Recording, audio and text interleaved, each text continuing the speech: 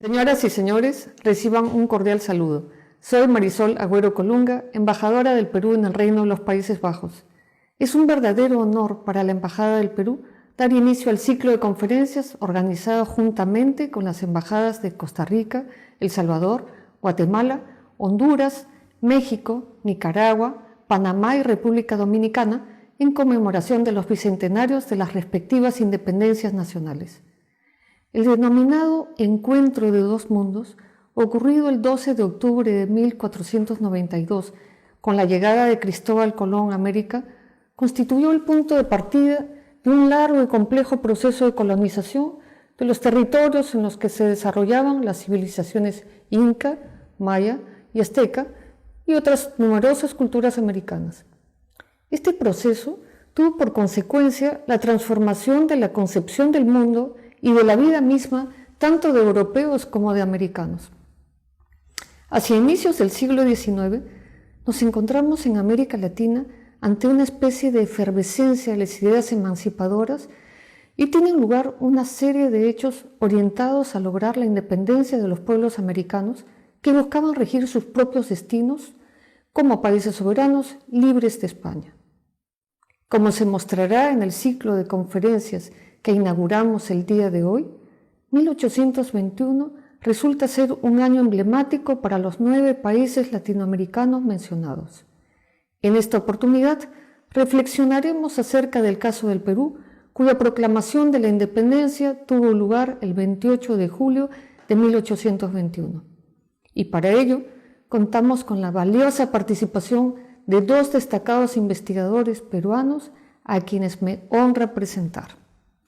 En primer lugar, el embajador Juan del Campo Rodríguez, destacado diplomático, actual embajador del Perú en la Federación Rusa y especialista en historia diplomática, nos presentará una serie de elementos de carácter político, ideológico y geopolítico que conforman el contexto europeo en el que tiene lugar la independencia del Perú y diversos movimientos independentistas en América Latina. En segundo término, la doctora Mónica Rietkertz, historiadora por la Pontificia Universidad Católica del Perú y catedrática de Historia en la Universidad de Temple, Filadelfia, nos explicará el complejo entramado de las luchas de poder que se dieron en tiempos de la independencia del Perú entre 1790 y 1830. A ambos expertos les doy la más cordial bienvenida. Agradezco la invitación de la embajadora del Perú en los Países Bajos, Marisol Agüero, para participar en el ciclo de conferencias sobre los bicentenarios patrios.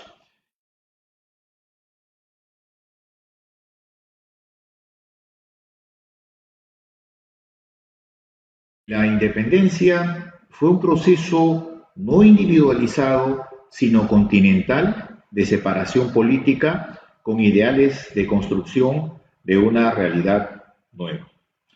Mi intervención tiene por objeto describirles el panorama europeo durante el periodo independentista peruano que se extendió entre 1820 y 1824.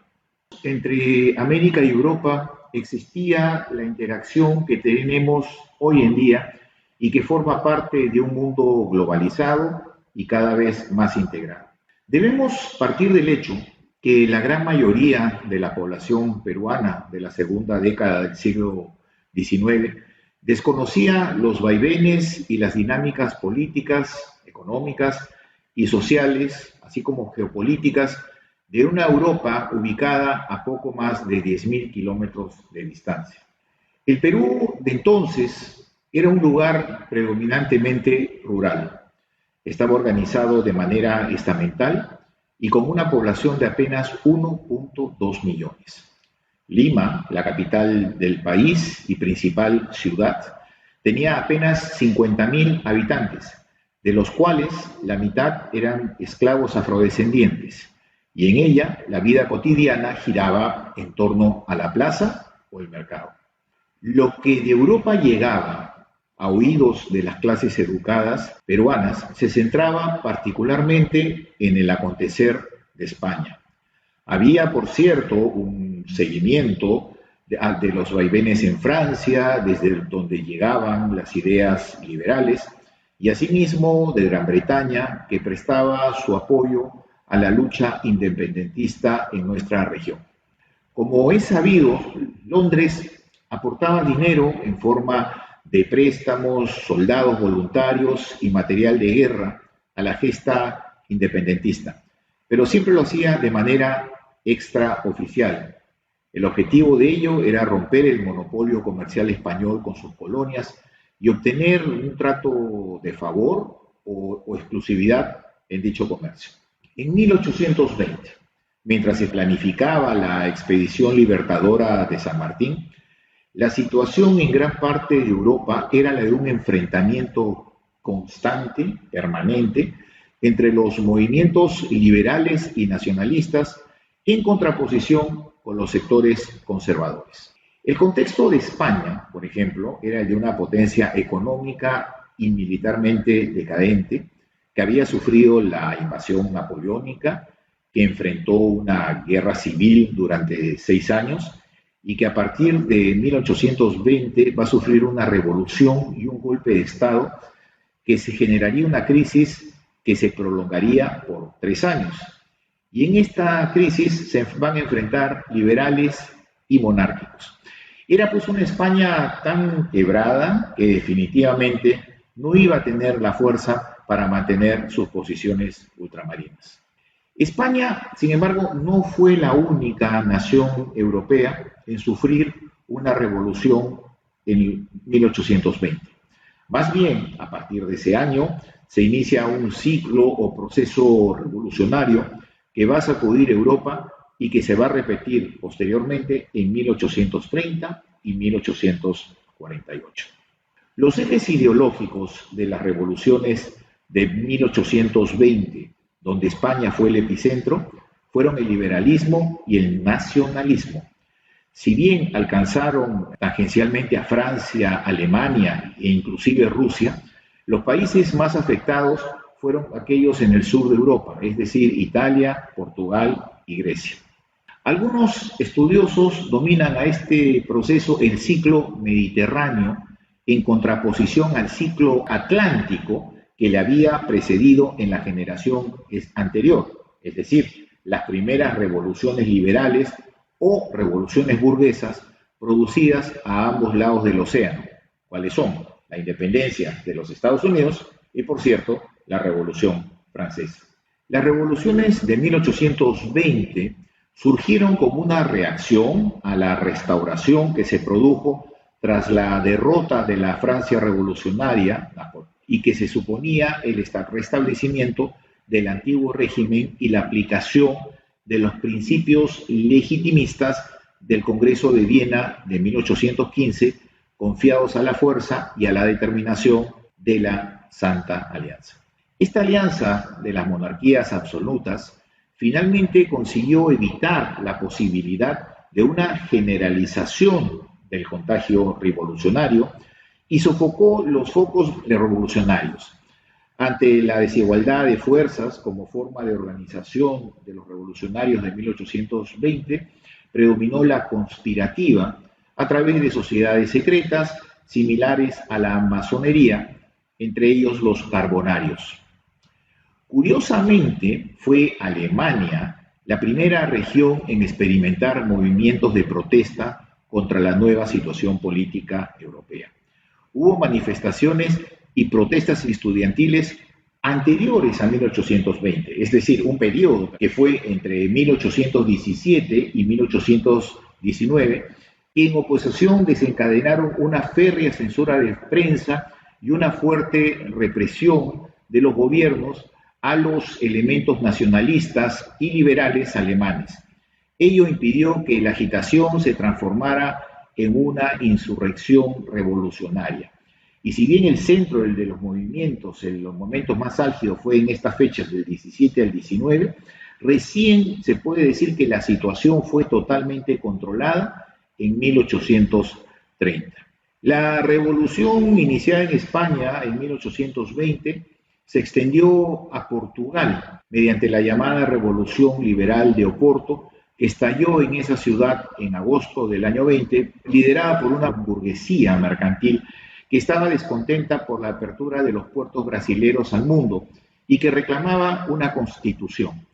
Todas las capas sociales se le unieron, ya que el principal objetivo del levantamiento, en el fondo, era el retorno de la familia real portuguesa que se encontraba viviendo en el Brasil desde la invasión napoleónica. En Portugal, en este periodo se formó una asamblea constituyente y se elaboró una constitución inspirada en la española de 1812.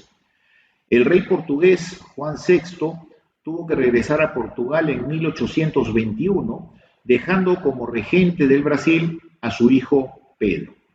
Pese a este retorno, las cortes portuguesas insistieron en que también regresara el regente Pedro. Esto devino en que los diputados brasileros abandonaran las cortes y que Pedro proclamara la independencia del Brasil en 1822. Esta proclamación, como todos sabemos, dio inicio a la Guerra de Independencia brasileña. También influida por la Revolución Española, en julio de 1820 estalló una revuelta en el reino de Nápoles, que había sido preparada por una sociedad secreta, nacionalista y liberal que soñaba con la unificación de la península italiana. El éxito de esta revolución obligó al rey, Fernando I, a aceptar una constitución también inspirada en la Constitución Española de 1812. Como consecuencia de estos cambios, la Santa Alianza, el gran árbitro europeo, el gran elemento que tomaba las decisiones, se reunió en octubre de 1820 y decidió enviar a un ejército austriaco para que sofocara la Revolución Napolitana. En 1821, las fuerzas militares austriacas van a invadir Nápoles, van a reducir la resistencia y van a restaurar el modelo absolutista. Otra revolución similar aconteció en el reino de Cerdeña. El lugar se convertiría en el principal foco del nacionalismo italiano y ahí se formarían sociedades carbonarias en favor de la unificación. Tal como aconteció en su momento en Nápoles, en Cerdeña estalló una revolución en marzo de 1821 que obligó a la abdicación del rey Víctor Manuel I en favor de su hermano, así como el reconocimiento a una constitución que fue elaborada por los revolucionarios liberales. Esta constitución, una vez más, estaba inspirada en la española de 1812. Nuevamente, la Santa Alianza, esta vez reunida en el Congreso de Laibach, ordenó al ejército austriaco que avanzara desde Nápoles hacia Turín e interviniera en apoyo del rey, quien de esta manera recuperó su poder absoluto y persiguió a los carbonarios. De otro lado, hacia 1820 también, en la Francia de Luis XVIII, y siempre menciono 1820 porque era el año en que se estaba preparando la expedición libertadora hacia el Perú, liderada por el general José de San Martín. Ya no existía el espíritu revolucionario, se había apagado y se había frustrado el sueño napoleónico. En el fondo, Francia era dirigida por el grupo político de los ultramonárquicos y de este modo se había convertido en uno de los centros de la reacción absolutista en Europa. Ello condujo a una intervención en España que acabaría con el trienio liberal en ese país. En respuesta a lo que estaba aconteciendo en Francia, surgieron una serie de intentos de insurrección entre los oficiales liberales del ejército francés. Estas insurrecciones fueron, por ejemplo, las de Saumur en diciembre de 1821, la de Belfort en enero de 1822 y la de Thouars en febrero de ese mismo año y la de Colmar en julio también de 1822. Sin embargo, la mala organización y la falta de apoyo popular hizo que todas estas revoluciones o intentonas fueran descubiertas y reprimidas sin que llegara a producirse un levantamiento general en el país. El 5 de mayo de 1821, es decir, 2 meses y medio antes de la independencia del Perú, falleció en su exilio en la isla de Santa Elena Napoleón Bonaparte. Aquella fecha simbólica de alguna manera significaría el fin de una época que sacudió el continente europeo y que tuvo repercusiones en América, toda vez que, como ya hemos mencionado al inicio de esta disertación, la invasión napoleónica a España precipitó la crisis de la monarquía y el inicio de las luchas por la independencia americana. Rusia sería el último país en ser alcanzado por la oleada revolucionaria de 1820. A la muerte del zar Alejandro I, iniciador de la Santa Alianza, un grupo de oficiales pertenecientes a sociedades secretas liberales conspiraron para evitar la coronación de su hermano Nicolás, quien era de conocidas opiniones reaccionarias. La rebelión estallaría un año después de la batalla de Ayacucho en el Perú, pero fue fácilmente reprimida y como resultado se intensificaría la autocracia zarista. Siempre en el escenario europeo, durante la época de la independencia latinoamericana, debemos destacar la situación en Gran Bretaña. 9 días antes de que José de San Martín proclamara la independencia del Perú, Jorge IV sería coronado rey del Reino Unido, de Gran Bretaña e Irlanda. Se dice que su fastuosa coronación fue la más costosa en la historia de Europa y que constituía en realidad una pequeña muestra del poder inglés que caracterizaba al mundo en 1821. En todas las reuniones de las potencias europeas, Gran Bretaña siempre se ocupó de vetar toda idea de ayudar a España a recuperar sus colonias.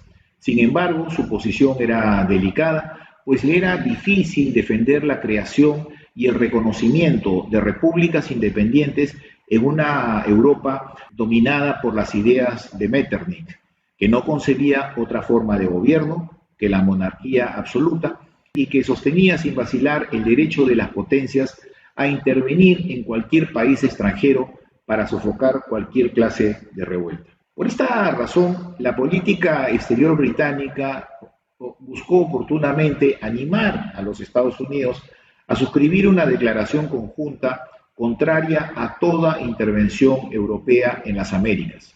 El gobierno norteamericano, sin embargo, optaría más bien por un enfoque unilateral, lo que en su momento daría origen a lo que conocemos como la doctrina Monroe. En resumen, el contexto político en la segunda década del siglo XIX a nivel global fue la lucha de un conservadurismo absolutista que se expresaba en monarquías absolutas como la española, la prusiana, la austriaca y la rusa, en contra del liberalismo político que se expresaba a través de las repúblicas americanas o la monarquía constitucional británica y que se vio cuando van a optar por el modelo republicano.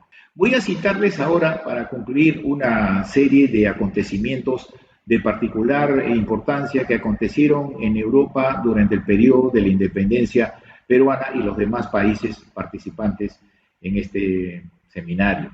Por ejemplo, en marzo de 1821, cuando ya San Martín se encontraba obviamente cerca de Perú, surge en España, no surge, sino que el movimiento ludita, que era un movimiento que proclamaba la destrucción de maquinaria tecnológica porque consideraba que ésta hacía que el hombre perdiese su capacidad laboral y creativa al plegarse de manera esclavista a las formas de las nuevas tecnologías, organizó una protesta armada en la cual rompieron, quemaron, destruyeron cerca de 18 máquinas de hilar.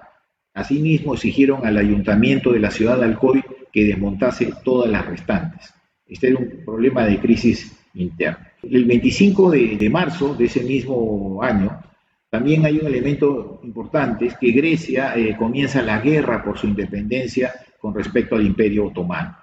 El 17 de julio, 11 días antes de la independencia peruana, España no tuvo más remedio que ratificar el llamado Tratado Adams-Onis, que firmarían al día siguiente en Washington el secretario de Estado norteamericano y el ministro plenipotenciario español acreditado en Washington.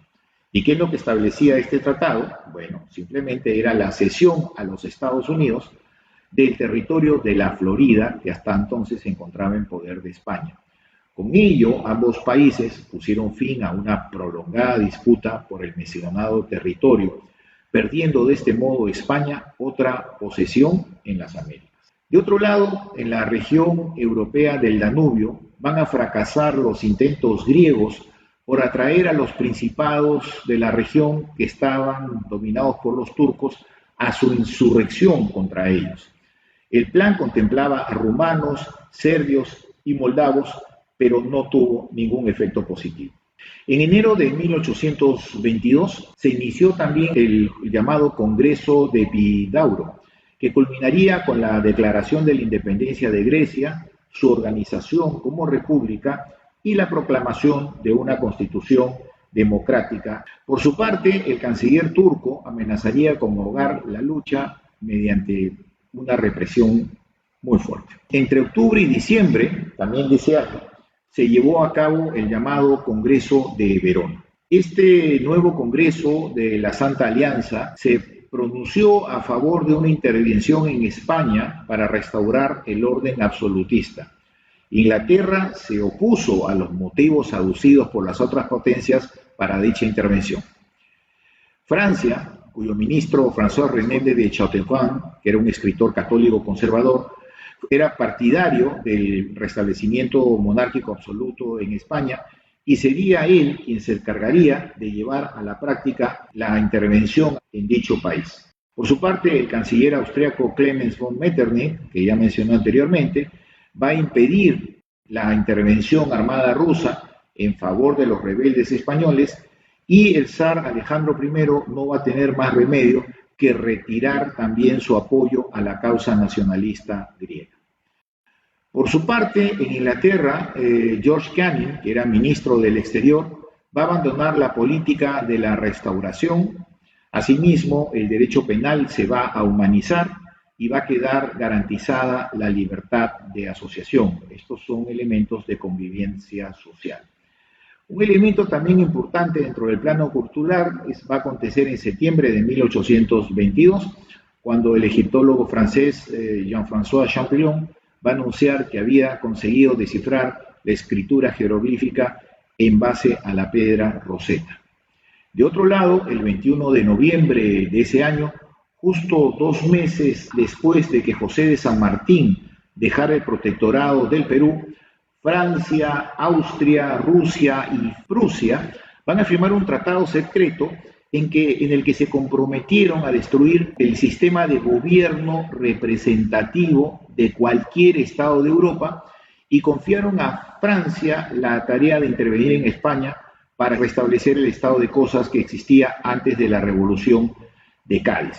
En Francia, ante las protestas de los liberales por estos hechos, el gobierno lo que hizo fue aprobar una ley de prensa por la que el Estado tenía derecho a suspender cualquier periódico por el delito de tendencia contraria a los intereses del Estado. Vemos acá pues un intento por reprimir la libertad de prensa, que es fundamental en el mundo. Ese mismo mes, el rey Jorge IV de Gran Bretaña visitó Edimburgo, en lo que se convertiría en la primera visita a Escocia de un monarca británico desde 1650. Nos vamos al año 1823, porque como les mencioné, pues la independencia del Perú en realidad va a concluir en 1824, ¿no? Como consecuencia del Congreso de Verona, ¿no?, la Santa Alianza envió un numeroso contingente de tropas francesas, o sea, concretó todo este proceso que se había visto un tiempo atrás, ¿no?, llamadas los 100.000 hijos de San Luis, que instauraron en ese país finalmente un nuevo periodo absolutista. El 26 de enero de 1824, que es el año de las batallas de Junín y Ayacucho, también el rey Fernando VII de España dispuso que no se negocie con las 6 colonias españolas de América el reconocimiento de su independencia. A mediados de ese mismo año, es decir, el 21 de junio, en el lejano mar Egeo, en el contexto de la guerra de la independencia griega, las fuerzas egipcias, formaban parte de las fuerzas turcas también, capturaron la ciudad de Zara. El 16 de septiembre, en Francia, va a fallecer un personaje emblemático que era el rey Luis, y él va a ser reemplazado por Carlos X. El nuevo monarca sería un claro representante del movimiento ultrarrealista y reaccionario. Unos días después de esa fecha, en Roma, el cardenal de la Genga fue elegido con el nombre de León XII, de Papa León XII. En Inglaterra también, ese mismo año, van a surgir las primeras asociaciones sindicales y mediante ley se va a otorgar finalmente lo que llamamos el derecho a huelga. Yo les quiero agradecer, espero que estos pequeños datos sobre la situación europea sean de alguna utilidad y nos den una referencia clara de cómo es que se encontraba pues el continente europeo en momentos en que nuestros países o luchaban por su independencia o luchaban por consolidar su independencia. Y este periodo también es importante por un elemento esencial. Cuando se conforman las cancillerías, en el caso peruano, ya de las nuevas repúblicas independientes, la Cancillería peruana se funda el 3 de agosto de 1821, es decir, apenas 5 días después de la proclamación de la independencia. ¿Y cuál era el objetivo central de estos nuevos ministerios de Relaciones Exteriores de las flamantes repúblicas? Era precisamente obtener el reconocimiento internacional a su independencia. Y ese reconocimiento iba orientado a buscarlo en los Estados Unidos como en esta Europa de los escenarios que les he descrito. De ahí la importancia de esa coyuntura. Muchas gracias y deseo éxito a las siguientes intervenciones del seminario. Es un honor para mí participar en este evento organizado por la Embajada del Perú en los Países Bajos. Agradezco mucho la invitación de la embajadora Marisol Agüero y del segundo secretario Galo Garcés.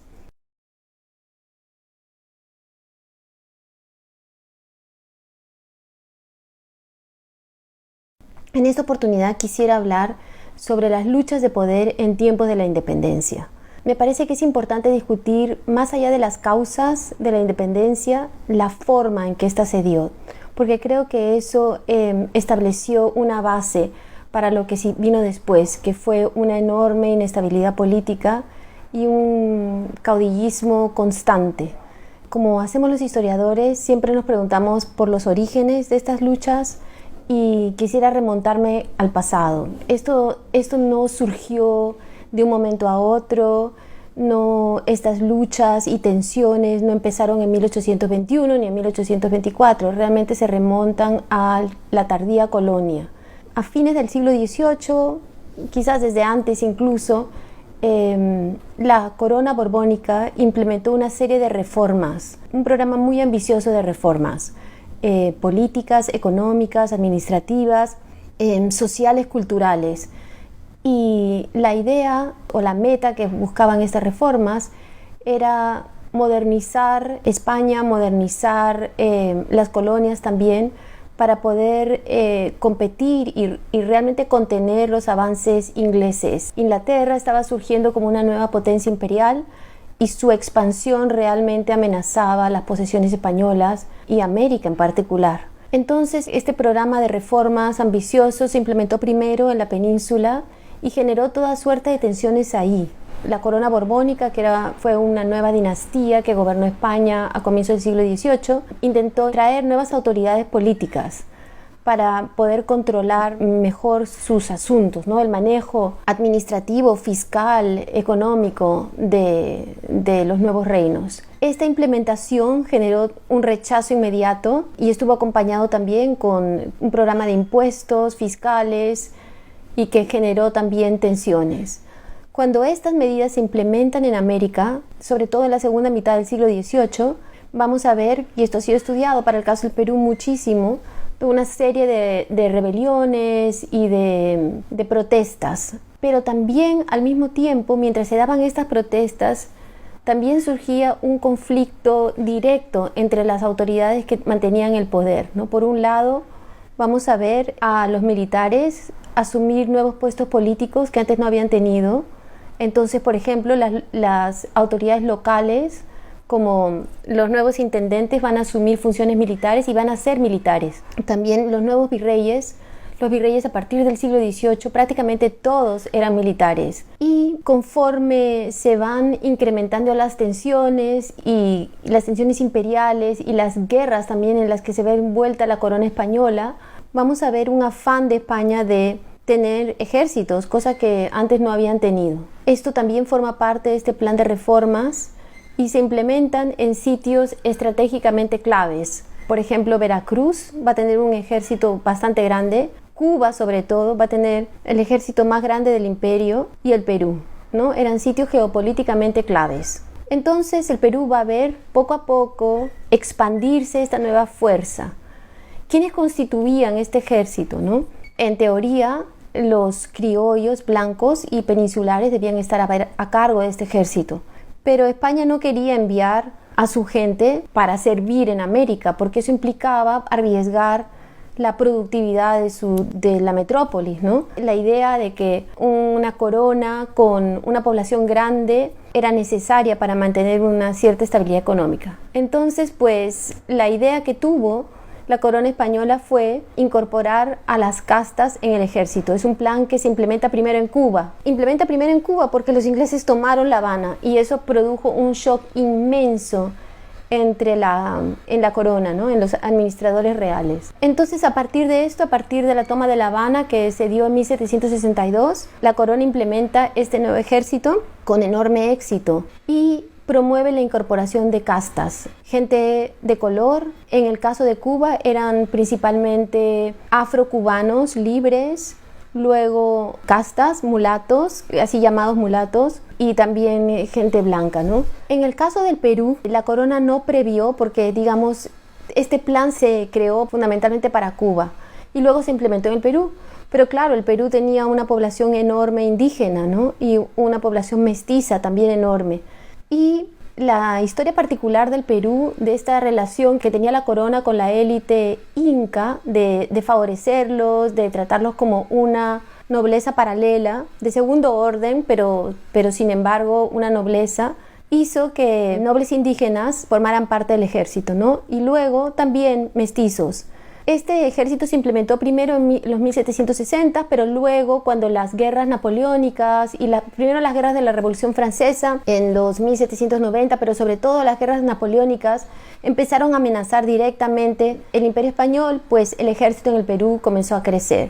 Y vamos a ver verdaderamente que se transforma en un ejército enorme. Y la incorporación de gente de color tiene mucho éxito. La corona española lo logra hacer, logra crear ejércitos rápido, y pues la gente de color, las castas que siempre han estado marginados, que no tienen derechos, que son tratados sin respeto, ¿no? Encuentran en este espacio una forma de obtener ciertos derechos, de también tener un sueldo y sobre todo de tener honor, ¿no? Que es un concepto fundamental en la colonia. Pero la institución del ejército es una institución nueva y entonces tiene que convivir en un orden viejo, ¿no? Que es un orden colonial con autoridades civiles, ¿no? Como eran, por ejemplo, el cabildo, la audiencia, y esta convivencia se vuelve muy tensa a finales del siglo XVIII, sobre todo a comienzos del siglo XIX, cuando el ejército crece, porque es un ejército también improvisado en cierta forma, ¿no? Y el orden en el que se implementa, en el que existe, pues tampoco ha cambiado tanto.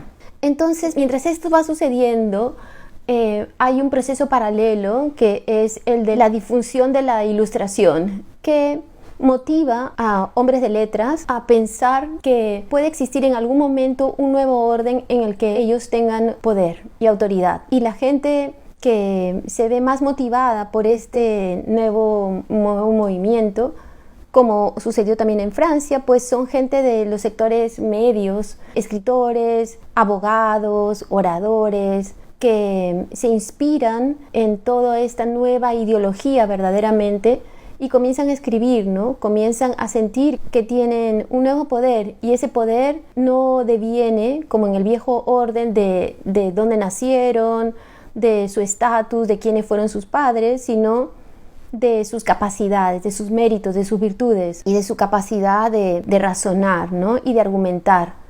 Y entonces vamos a ver hacia los 1810, verdaderamente, cuando España entra en guerra contra Francia, porque Napoleón invade en 1808 España, y entonces hay un enorme levantamiento en España y hay guerra, ¿no? También una guerra de independencia, que luego también se va a librar en América, ¿no? Entonces vamos a ver el alzamiento o el surgimiento de estos nuevos personajes. Por un lado, estos abogados, intelectuales, oradores, que empiezan a dar discursos en público, empiezan a soñar con órdenes nuevos que los pueden llevar al poder, y también empiezan a organizarse, ¿no? en juntas, y en España empiezan a planear un nuevo orden liberal con una constitución nueva. Y a la misma vez también vamos a ver a militares peleando guerras en España y en América, cosa que no había sucedido porque en España las guerras generalmente se habían peleado fuera, ¿no? En Milán, en territorios lejanos a la península. Y entonces, pues estos nuevos hombres van a tener una nueva notoriedad. Y no es claro quiénes se deben imponer, o sea, quiénes deben realmente gobernar en este nuevo orden, ¿no? Y resulta realmente una situación complicada, caótica, enredada, en la que por un lado se libra una guerra y por otro lado se libra una guerra política, ¿no? De reforma. En España se quiere establecer un orden completamente diferente, un orden constitucional, una monarquía liberal. Y en América, pues, los notables, digamos, y estos nuevos hombres de letras y también la élite, ¿no? Criolla, busca también implementar un orden liberal primero y luego chocan inmediatamente con las autoridades militares peninsulares que sienten que tienen que librar una guerra también en América porque es una especie de guerra paranoica, ¿no? En donde creen que estos alzamientos que al comienzo surgen como en armonía con la península, también buscando un orden liberal, pues para los virreyes militares y los gobernadores militares esto es motivo de terror porque creen que no, que realmente se trata de una revolución y que tienen que reprimirlos, ¿no? Entonces esa represión peninsular va a hacer que luego estos movimientos que buscan un liberalismo en América pues vayan en busca de la independencia, ¿no? Ante el choque con la represión peninsular. En el caso del Perú se vuelve realmente una guerra civil y también una guerra de invasión, ¿no? Porque el ejército español en el Perú es tan grande y tan poderoso que hubiera sido dificilísimo para un movimiento local, para que un movimiento puramente local se imponga, ¿no? Se necesitaban fuerzas externas. Entonces eso es lo que sucede. Primero viene San Martín por el sur, cruza, ¿no? los Andes tras liberar el Río de la Plata y luego llega a Chile y ahí logra apoyo inglés, que también es fundamental porque se necesitan barcos para llegar al Perú, ¿no? Y desembarca, como sabemos, en las costas del sur de Lima. San Martín está en Lima prácticamente 2 años y medio y trata de crear una suerte de gobierno, pero es muy difícil porque realmente el Perú es el centro, un pequeño centro imperial y pues las fuerzas realistas simplemente se van, ¿no? Deciden dejar Lima a San Martín y se van a la sierra para recomponerse y se recomponen. Y entonces mientras San Martín trata de establecer un gobierno, el virrey se va al sur y se va a la sierra y se recompone. Y entonces San Martín va en busca de apoyo de Simón Bolívar, ¿no? Que había liberado el norte y Bolívar llega y como sabemos le toman también como 1 año y medio, un poco más, de formar un ejército enorme que pueda contener verdaderamente y ganar esta guerra. Eso más o menos es la historia que conocemos nosotros, ¿no? De la batalla de Ayacucho, que primero la declaración de independencia en 1821 y luego la declaración, la guerra final de 1824 en Ayacucho. Pero desgraciadamente las luchas de poder, justamente, que fueron una constante desde fines del siglo XVIII y que fueron cambiando de cara, digamos, continúan y de una manera incluso más intensa. Porque en el caso del Perú, lo que va a suceder, a mi juicio, verdaderamente es una revolución política, porque el Perú no había tenido la experiencia de Chile o del Río de la Plata, en donde se habían organizado juntas de gobierno. El Perú había tenido la represión de los virreyes, que no lo habían permitido, en particular el virrey Abascal. Entonces no había esa experiencia de gobierno civil organizado. Y tampoco había caudillismo propio, ¿no? Curiosamente, habían existido caudillos, pero caudillos realistas. Entonces, cuando se va Simón Bolívar, después de intentos de golpes de Estado, y existe una disputa cruenta de poder, ¿no? Entre quienes deben gobernar el Perú. Y pues el primero que es electo es Agustín Gamarra, en 1828, él precisamente proclama, ¿no? Cuando es electo y cuando asume el poder, que ha llegado el tiempo de los caudillos nacionales. Pero su poder es muy frágil, porque verdaderamente el Perú no estaba preparado para este tipo de nuevos líderes, ¿no? Que si bien habían existido en el ejército y podían haber obtenido comandancias generales, como es el caso de Gamarra, que finalmente era un mestizo. Y bueno, en general para él era muy difícil que una facción lograra imponerse y consolidarse ante tanto vacío, ¿no? Había una crisis económica enorme y luego pues fueron estos ejércitos de invasión. Y entonces, ¿qué quedó, no? Quedaron los colaboradores de un lado, los del otro, y pues quedaron civiles que habían estado asociados también a determinados caudillos, ¿no? Por ejemplo, quedó la facción bolivariana y frente a ella, pues, otra facción de liberales, ¿no? Que curiosamente siguen mucho el camino trazado en la tardía colonia, ¿no? De reforma liberal. Pero el poder de todos estos es muy frágil y pues vamos a vivir una suerte de una sucesión constante de golpes de Estado, de proclamas, hasta el gobierno de Manuel Pardo en 1878, que es el primer civil que va a gobernar el Perú, ¿no? Igual su gobierno es fragilísimo y luego tenemos otros décadas y décadas de gobiernos militares, pero no gobiernos militares estables tampoco, sino gobiernos militares cortos, ¿no? De constantes golpes de Estado, de constituciones que van y vienen, nuevas constituciones. Le fue muy, muy difícil al Perú realmente estabilizarse políticamente. Y creo que es importante reflexionar sobre esta historia para pensar por qué esto sucedió, ¿no? La independencia sucedió de la forma que sucedió y por qué el Perú no logró realmente construir un Estado políticamente viable pronto.